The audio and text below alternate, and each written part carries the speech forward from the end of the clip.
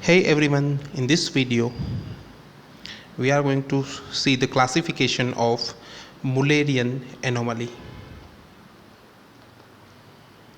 As you all know, Mullerian duct is a female duct also called paramesonephric duct,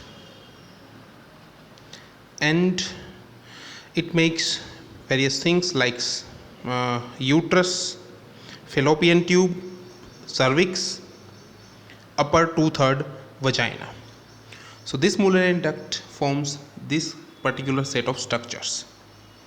If anything goes wrong, because as you know this thing, two sides of Mullerian duct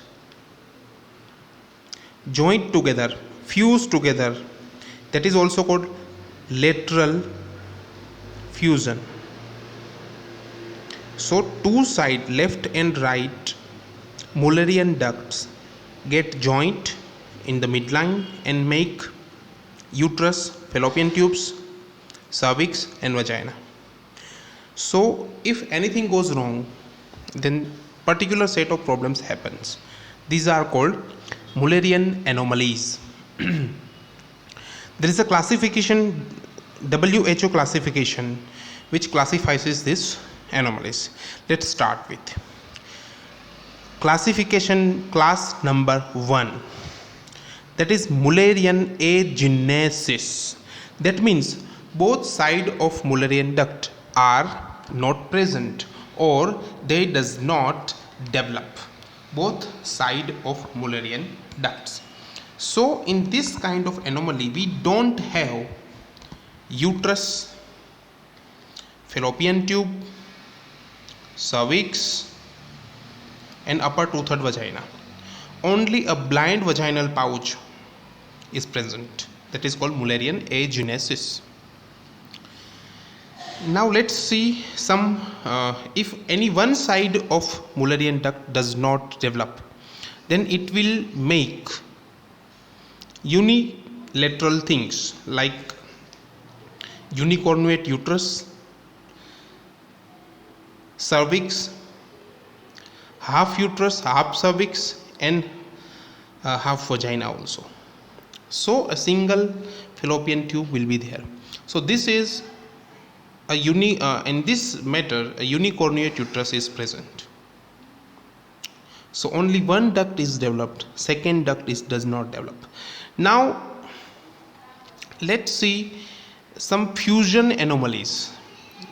The grade 3 or category 3 or class 3 WHO is uterus didelphys.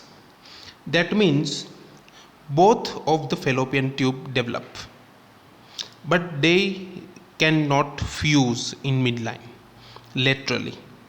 So it is called uterus didelphys. In this matter we have two cervixes, two uterus, two vagina and two tube. Okay, both are separate, they are not fused. The third another class is class 4, that is bicornuate uterus,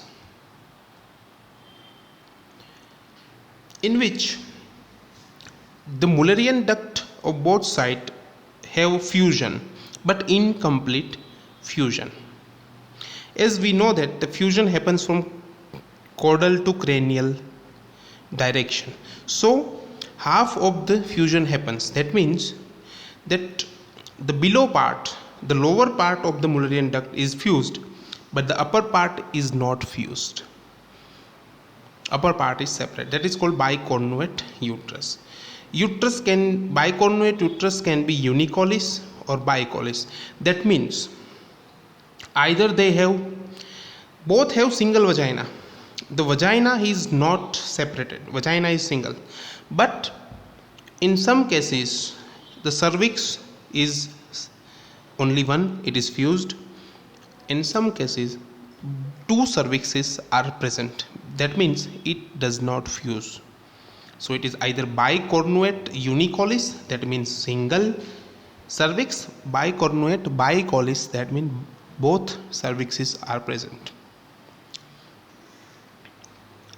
The fifth class is of subseptate uterus.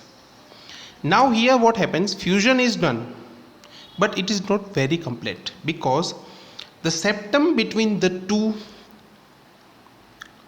fallopian tube, the septum between these two Mullerian duct is not there, is not very reabsorbs, it is still present. So the reabsorption of the septum happens from caudal to cranial direction. So if some amount of septum is remained, then it will be definitely on upper side of the uterus. Septum does not resolve. So it looks like this. Here you can see the uterus is present, the both fallopian tubes are present, but this septum it does not resolve. Septum is there. This is subseptate uterus. The fourth part is sixth part is arcuate uterus.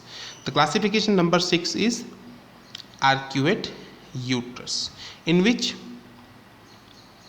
the fundus of the uterus is not dome shaped, it is flat.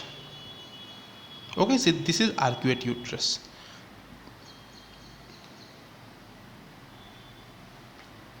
The seventh number in the WHO classification is T-shaped cavity of uterus, that is called DES, diethyl sturbesterol related anomaly, in which the cavity is of T-shaped. Okay, it normally should be like this, but it is T-shaped cavity. So this is class 7 Mullerian anomaly. So these are the 7 classes of Mullerian anomalies. Thank you.